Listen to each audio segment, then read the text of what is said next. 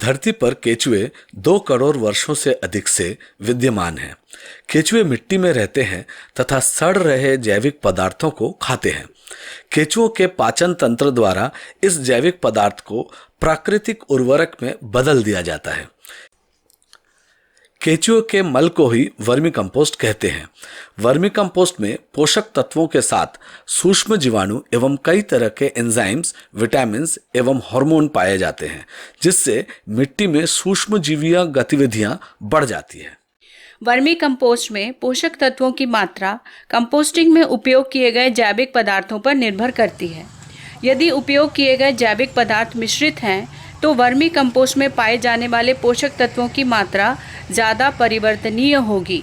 यदि vermi composting में प्रयुक्त कंपोस्टिंग मटेरियल समान होगी तब उसमें पोषक तत्वों की मात्रा लगभग निश्चित होगी। वर्मी कंपोस्ट में सामान्य रूप से पाए जाने वाले पोषक तत्वों की मात्रा कुछ इस प्रकार है। जैविक कार्बन 9.5 से 18%, नाइट्रोजन 0.6 से 0.8%, फॉस्फोरस 0.37 से 0.8%, पोटेशियम 0.15 से 0.56% और साथ ही में सोडियम, कैल्शियम तथा magnesium, copper, iron, zinc, sulphur, ये कुछ पोषक तत्व भी इसमें पाए जाते हैं। वर्मी कंपोस्ट के लाभ इस प्रकार हैं। वर्मी कंपोस्ट में nitrogen, phosphorus, potassium, calcium, magnesium आदि पोषक तत्व होते हैं तथा इसमें विभिन्न प्रकार के लाभकारी सूक्ष्म जीव भी पाए जाते हैं। यह मृदा संरचना, मृदा विन्यास, मृदा वातन तथा भूमि की जल धारण क्षमता को बढ़ाता या सुधारता है एवं मृदा क्षरण को रोकता है। वर्मी कंपोस्ट में केंचुओं के ककून पाए जाते हैं, जिससे भूमि में केंचुओं की संख्या एवं गतिविधियां बढ़ जाती हैं। यह मृदा के पीएच मान को उदासीन बनाता है। यह भूमि से पोषक तत्वों की हानि को रोकता है एवं रासायनिक उर्वरकों की उपयोग दक्षता को भी बढ़ाता है। साथ ही यह भूमि में जैविक पदार्थों के अपघटन को बढ़ाता है। तो आइए देखते हैं वर्मी कंपोस्ट बनाने की चरणबद्ध विधि क्या है। वर्मी कंपोस्ट उत्पादन के लिए पशुओं का गोबर, खेत के व्यर्थ पदार्थ, फसल अवशेष, सूखी हुई पत्तियां, खरपतवार, फल फूल, सब्जी बाजार, कृषि उद्योगों एवं होटलों से प्राप्त व्यर्थ पदार्थ, शहरी तथा ग्रामीण क्षेत्रों से प्राप्त जैव अपघटनीय व्यर्थ पदार्थ आदि उपयुक्त होते हैं। वर्मी कंपोस्ट उत्पादन के लिए किसी भी छायादार स्थान का चयन किया जा सकता है। अगर इसे खुले क्षेत्र में उत्पादित करना हो तो छायादार स्थान का चयन करना चाहिए। सूर्य की सीधी रोशनी तथा वर्षा से बचाव के लिए छप्पर आदि का निर्माण करना चाहिए। वर्मी कंपोस्ट बनने में लगभग 2 से 3 माह का समय लगता है। 1 वर्ष में 4 चक्र वर्मी कंपोस्ट बनाया जा सकता है। वर्मी कंपोस्ट उत्पादन हेतु सीमेंट का टांका बनाया जाता है, जिसकी लंबाई 10 फुट, चौड़ाई 4 फुट तथा ऊंचाई 2 फुट होना चाहिए। टांके की लंबाई स्थान एवं कंपोस्टिंग मटेरियल की उपलब्धता के अनुसार कम या ज़्यादा की जा सकती है। इस आकार के टांके में लगभग 10 क्विंटल तक कचरा या जैविक पदार्थ डाला जा सकता है। इन टांकों के सतह को ढाल देकर बनाना चाहिए, जिससे अतिरिक्त पानी वर्मी कंपोस्ट इकाई से रिस सके। इसके लिए टांके के निचले हिस्से में एक निकास पाइप लगा देना चाहिए। इन टांकों के बाजू में एक पक्का गड्ढा बना देना चाहिए, जिससे रिसे हुए पानी को एकत्रित किया जा सके। इसे वर्मी वॉश कहते हैं एवं इसका उपयोग स्प्रे द्वारा पोषक तत्व देने के लिए होता है। टांके के चारों ओर पतली नाली बनानी चाहिए, जिसमें पानी भरे रहने से केंचुओं को खाने वाली चींटियां टांके में प्रवेश नहीं कर सकती। सूर्य की सीधी रोशनी एवं वर्षा से बचाव हेतु टांकों के ऊपर छप्पर या छाया की व्यवस्था करनी चाहिए। वर्मी कंपोस्ट बनाने के लिए अर्ध सड़े मिश्रण की आवश्यकता होती है, जिसके लिए फसल अवशेष, पेड़ पौधों की पत्तियां, घास, सब्जी एवं फलों के छिलके, अन्य जैविक पदार्थ तथा पशुओं, बकरियों आदि के गोबर का उपयोग किया जाता है। प्रयोग किए जाने वाले कचरे में से कंकड़, पत्थर, कांच आदि हटा देना चाहिए। टांके में भरने से पहले जैविक पदार्थों एवं गोबर को बराबर मात्रा में मिलाकर 15 से 20 दिन तक छायादार स्थान में सड़ने के लिए रखना आवश्यक है। सड़ने के लिए इस मिश्रण में पानी छिड़ककर ढेर लगाकर छोड़ दिया जाता है। वर्मी कंपोस्ट टांके को भरने के लिए जो प्रक्रिया अपनाई जाती है वो इस प्रकार है। सर्वप्रथम अर्ध सड़े मिश्रण को टांके में डाला जाता है। टांके की तली में रेत, मिट्टी एवं गिट्टी डालकर 2 इंच मोटी परत बिछा लेनी चाहिए। इसके पश्चात अर्ध सड़े मिश्रण को टांके में ऊपर तक भरना चाहिए। ऊपरी सतह में 15 से 20 दिन पुराने गोबर की 3 से 4 इंच मोटी तह डालनी चाहिए तथा इसके पश्चात इसमें केंचुए डालना चाहिए। यहाँ पर ध्यान रखें कि गोबर की अंतिम सतह टांके की सतह से ऊंची न हो, अन्यथा केंचुए बाहर निकल सकते हैं। टांका भरने के पश्चात इसमें केंचुए डाले जाते हैं।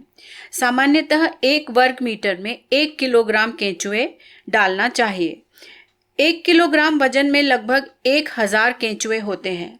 इस प्रकार 10 बाई 4 बाई 2 फुट के टांके में 3.5 से 4 किलोग्राम केंचुए डालना चाहिए। यदि इतनी मात्रा में केंचुए उपलब्ध न हो तो 1 किलोग्राम केंचुए से भी वर्मी कंपोस्ट बनाया जा सकता है। केंचुए डालने के बाद टांके में 2 से 4 बाल्टी यानी 30 से 40 लीटर पानी का छिड़काव करें। इसके बाद टांके को जूट के गीले बोरों से ढक दें। केंचुए की उपयुक्त प्रजाति का चयन कैसे करें? वर्मी कंपोस्ट उत्पादन के लिए केवल सतह में रहने वाली केंचुओं का उपयोग करना चाहिए। जो केंचुए भूमि के गहराई पर रहते हैं वे केंचुए की खाद बनाने के लिए उपयुक्त नहीं होते हैं। वर्मी कंपोस्ट उत्पादन के लिए अफ्रीकी केंचुआ यूड्रिलस इंजीनी तथा लाल केंचुआ ईसिनिया फिटिडा अच्छे माने जाते हैं। अफ्रीकी केंचुआ लाल केंचुआ के अपेक्षा आकार में बड़ा एवं गहरे रंग का होता है। लाल केंचुआ का मृत्यु दर अफ्रीकी केंचुआ के तुलना में कम होती है। इन केंचुओं को आपस में मिलाकर वर्मी कंपोस्ट का उत्पादन करना चाहिए। अफ्रीकी केंचुआ बेहतर माना जाता है क्योंकि यह कम समय में ज़्यादा वर्मी कंपोस्ट का उत्पादन करता है। इसके अतिरिक्त यह कंपोस्टिंग के दौरान ज़्यादा बच्चे को भी जन्म देता है। वर्षा एवं ठंड के मौसम में टांके में प्रत्येक 2 से 3 दिन में पानी का छिड़काव करना चाहिए, जबकि गर्मी में 1 से 2 दिन के अंतराल में पानी का छिड़काव करना आवश्यक है। इस हेतु 2 से 4 बाल्टी पानी प्रति छिड़काव उपयोग करना चाहिए। वर्मी कंपोस्ट को निकालने के लिए 5 से 7 दिन पहले से पानी देना बंद कर देना चाहिए। टांके में सदैव 50 से 60% नमी बनाए रखना आवश्यक है। टांके में भरे गए कुल मिश्रण अर्थात कचरा एवं गोबर की मात्रा का लगभग 70% तक भाग तैयार वर्मी कंपोस्ट प्राप्त होता है, अर्थात 10 क्विंटल मिश्रण से लगभग 7 क्विंटल वर्मी कंपोस्ट प्राप्त होगा। टांके भरने के लगभग 30 दिन बाद जब ऊपरी 15 सेंटीमीटर सतह में वर्मी कंपोस्ट यानी केंचुए का मल बन जाए तब उसे निकालकर अलग करना।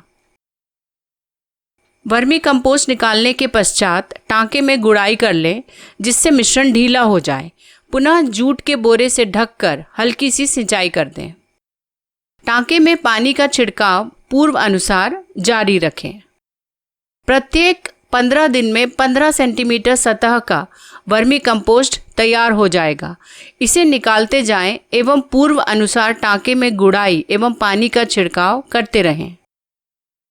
इस प्रकार कुल 4 अंतराल में वर्मी कंपोस्ट प्राप्त होगा जिसे निकालते जाएं।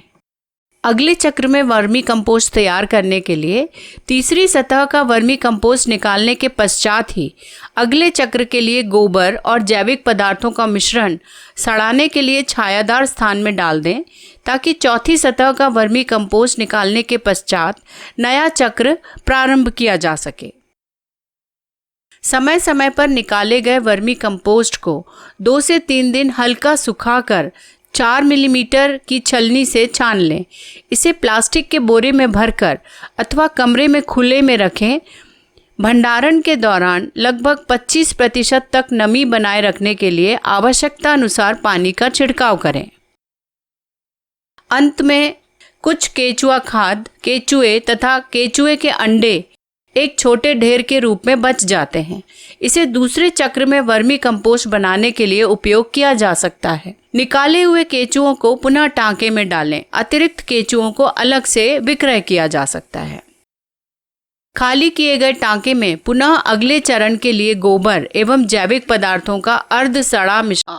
वर्मी कंपोस्ट का भंडारण एवं पैकिंग करते समय ध्यान रहे कि टांके से निकाले गए वर्मी कंपोस्ट को छायादार स्थान पर 2 से 3 दिन सुखा लिया जाए ताकि अतिरिक्त नमी निकल जाए। इसके पश्चात वर्मी कंपोस्ट को 4 मिलीमीटर की छन्नी से छान लेना चाहिए ताकि बिना सड़ा कचरा अलग किया जा सके। तैयार वर्मी कंपोस्ट को प्लास्टिक की बोरी में भरकर अथवा खुले छायादार स्थान पर भंडारित किया जा सकता है। खुले क्षेत्र में भंडारित करने पर समय समय पर पानी का छिड़काव करना चाहिए, जिससे इसमें नमी बनी रहे तथा लाभकारी सूक्ष्म जीवों की संख्या भी बढ़ती रहे। भंडारण की अवधि में वर्मी कंपोस्ट में नमी की मात्रा लगभग 25% होनी आवश्यक है। वर्मी कंपोस्ट को 1 वर्ष तक भंडारित किया जा सकता है, किंतु इसमें लगभग 25% नमी बरकरार रहनी चाहिए। विपणन के लिए वर्मी कंपोस्ट को प्लास्टिक की थैली में पैक किया जाता है ताकि इसमें वर्मी कंपोस्ट का उपयोग किसी भी फसल में किया जा सकता है। हालांकि इसका वाणिज्यिक फसलों जैसे फूल, फल तथा सब्जियों में उपयोग सबसे अधिक फायदेमंद होता है। विभिन्न वाणिज्यिक फसलों में वर्मी कंपोस्ट उपयोग की अनुशंसित मात्रा एवं डालने का समय कुछ इस प्रकार है। धान, गन्ना, मिर्च, मूंगफली, सूर्यमुखी, मक्का, हल्दी, प्याज, लहसुन, टमाटर, आलू, भिंडी, बैगन, पत्ता गोभी, फूल गोभी आदि के वृक्षों में वर्मी कंपोस्ट अंतिम जुताई के समय डाला जाता है तथा इसकी प्रति एकड़ मात्रा आधे टन से 2 टन है। अनार, बेर, अमरूद के लिए प्रति वृक्ष रोपण करते समय तथा 1 से 2 वर्ष बाद फलने के पहले 2 किलोग्राम प्रति वृक्ष डाला जाता है। आम व नारियल के वृक्षों में रोपण के समय 2 किलोग्राम प्रति वृक्ष, 1 से 5 वर्ष पुराने वृक्ष में 5 किलोग्राम प्रति वृक्ष, 6 से 9 वर्ष पुराने वृक्ष में 10 किलोग्राम प्रति वृक्ष तथा 10 वर्ष से अधिक आयु के वृक्ष में 20 किलोग्राम प्रति वृक्ष वर्मी कंपोस्ट डाला जाता है। सागौन, लाल चंदन, मैंजियम एवं वानिकी पौधों में रोपण के समय 3.5 किलोग्राम प्रति वृक्ष वर्मी कंपोस्ट डाला जाना चाहिए। कृषि में रासायनिक खाद के प्रयोग को समाप्त कर किसानों को जैविक खेती अपनाने की मुहिम वर्मी खाद उत्पादक आत्मा समूह, इन समूहों की महिलाओं ने पूरी तरह जैविक खेती अपनाने की ठान ली। महिलाओं को वर्मी कंपोस्ट खाद बनाने की विधि और उसमें प्रयोग की जाने वाली सामग्री की जानकारी दी गई। आवश्यक प्रशिक्षण के साथ साथ 10,000 रुपए का रिवॉल्विंग फंड भी मिला, जिससे इनके काम करने के हौसले को बढ़ावा मिला। इस खाद का प्रयोग वे अपने निजी उपयोग के लिए तो करती ही हैं, साथ ही इसकी पैकिंग कर अन्य किसानों को विक्रय भी कर रही हैं। वर्मी कंपोस्ट खाद का विक्रय इन महिलाओं के लिए आर्थिक उन्नति और जिले भर की खेती को जैविक आधार देने की राह साबित हो रहा है। हमन पहले रासायनिक खाद के उपयोग करत रहे खेत में काम करे बर, खातुआ तू डाले बर खेत में। तब हमन वर्मी कंपोस्ट के जो खाद बनाथन ओला खुद उपयोग करथन हमन और 2-4 पैसा कमाथन भी। ओला खाद बनाए के बाद पैकेट बना के बेचथन। खाली बैठे रहे तब वो वही काम करथन। अब हमन पहले तो हमन बाहर भी नहीं जाते रहे, लेकिन खाद बनाए के बाद हमन अभी स्टॉल लगाथन, वहाँ गे रहे अभी बहुत अच्छा लगी से। समूह बनाए के बाद में जो कचरा हमन फेंक देते रही हन एती ओती, ओला हमन अपन मोहल्ला के मन बोले कि ये टंकी में डालना है करके, और वो सब कोई साथ दीस और आसपास मन भी साफ कर कुरा के हमन टंकी में डाल देते हैं। ओकर से सफाई भी हो जाते और खाद बन जाते। पहले पैसा हमार पूरा खाद में चले जाए, जैसे खेत में धान वान डाले हैं तो में खाद डालन त पूरा रासायनिक खाद लेवन तो में खर्चा हो जाए पैसा है। अब जो वर्मी कंपोस्ट के हमन जो खाद बनाहन, अब ओकर से हमला 2-4 पैसा मिलते भी, बाल बच्चा के अच्छा परवरिश होते, घर खर्चा भी अच्छा से चला लेथन।